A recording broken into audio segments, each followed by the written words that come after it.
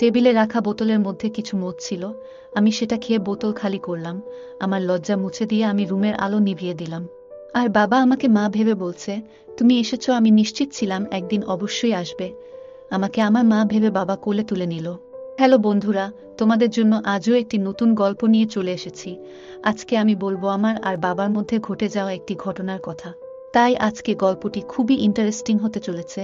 তার আগে একটা কথা বলি, যদি তোমরা আমাদের গল্প বা থাম্বনেল নিতে চাও তাহলে ডেসক্রিপশনে গিয়ে টেলিগ্রামে মেসেজ দিন। চলো গল্প শুরু করি। আমার বাবা আমাকে একটি ঘোড়ার গাড়িতে পরিণত করেছে। আমার বয়স ১৯ বছর বয়সে আমি যৌবনের দোরগোড়ায়। আমার দিকে তাকিয়েই দীর্ঘশ্বাস ফেলেছে। আমি আর আমার সৎ বাবাকে বাড়িতে কখনো লিফট দেইনি। আমার মা তার প্রেমিকের সাথে পালিয়ে গেছে, কারণ আমার বাবা কোনো কাজ করেন না। ঘুরে বেড়ানো আর মদ খাওয়াই ছিল তার কাজ। সে আমাকে খুব ভালোবাসে। এখন বাবা আর আমি ছাড়া এখানে কেউ থাকে না, এবং আমরা গরিব। আমি টেলারিং শিখেছি। আমি আমার বাবা মাকেও অনেক ভালোবাসি। বাবা দিনরাত দুশ্চিন্তায় থাকে যে আমি মদ খাই আর কোনো কাজ করি না, তাই আমার বউ আমাকে ছেড়ে চলে গেছে। আমার কোনো আগ্রহ নেই। সে আমাকে সবসময় বলে, মেয়ের যত্ন নিও, একদিন তোমার মা ঠিক ফিরে আসবে। কিন্তু আমি জানি মা আসবে না, কারণ মা তার ধন সম্পত্তির নেশায় চলে গেছে। যদি একবার কুকুর রক্তের স্বাদ পায় তাহলে সে কখনো ভাত খাবে না। যাই হোক, আমি ঘরের সমস্ত কাজ করি। একদিন আমি সেলাই মেশিনে বসে আছি। বাবা রাতের খাবার খেয়ে বাইরে হাঁটতে যাচ্ছিল।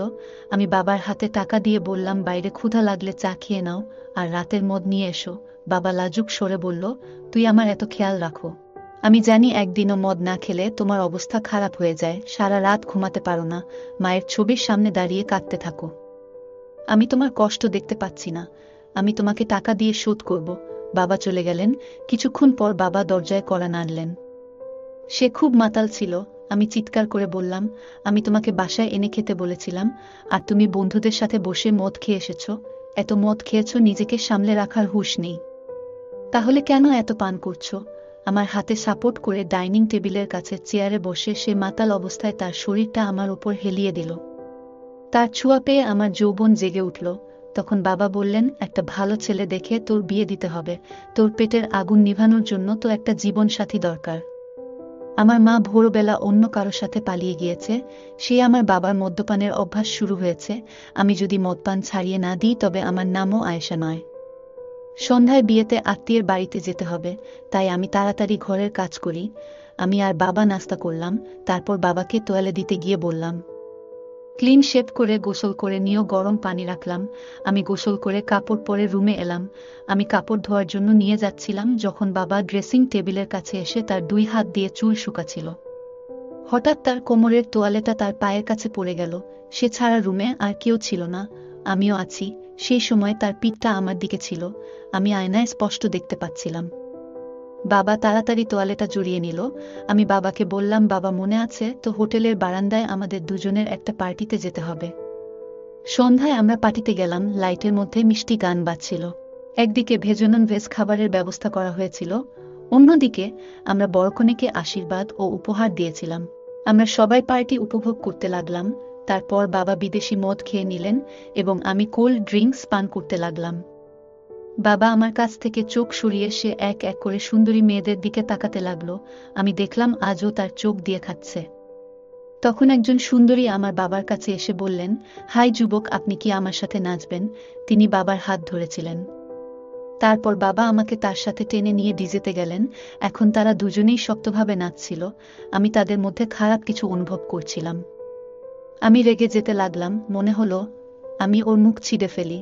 তখন আমার ভিতর থেকে একটা আওয়াজ এলো, আয়েশা, উনি তোর বাবা, তোর স্বামী নন। তোর খুব হিংসা হচ্ছে।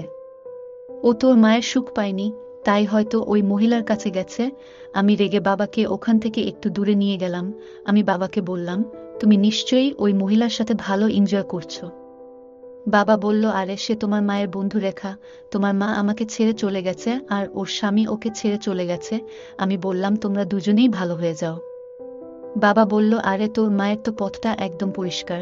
এই জন্যই তোকে বলে দিচ্ছি এই মায়ের কাছে তোকে কিছু দিনের মধ্যে আসতে হবে।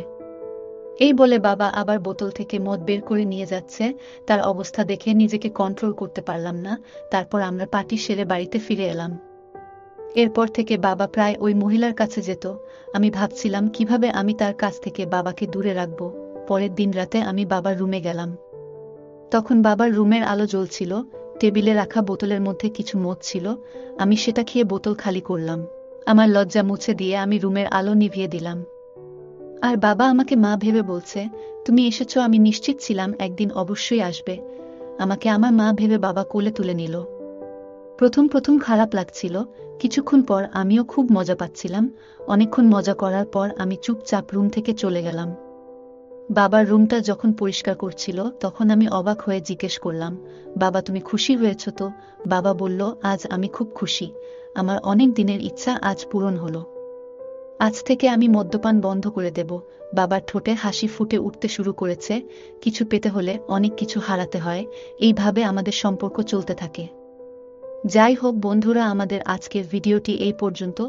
যদি আমাদের ভিডিওগুলি ভালো লাগে তাহলে লাইক, কমেন্ট এবং শেয়ার করুন। আর সবার আগে ভিডিও পেতে আমাদের মিস পায়েল ব্লগ চ্যানেলটাকে সাবস্ক্রাইব করুন এবং পাশে আসা বেল আইকনটি অল করে দিন। সবাইকে ধন্যবাদ।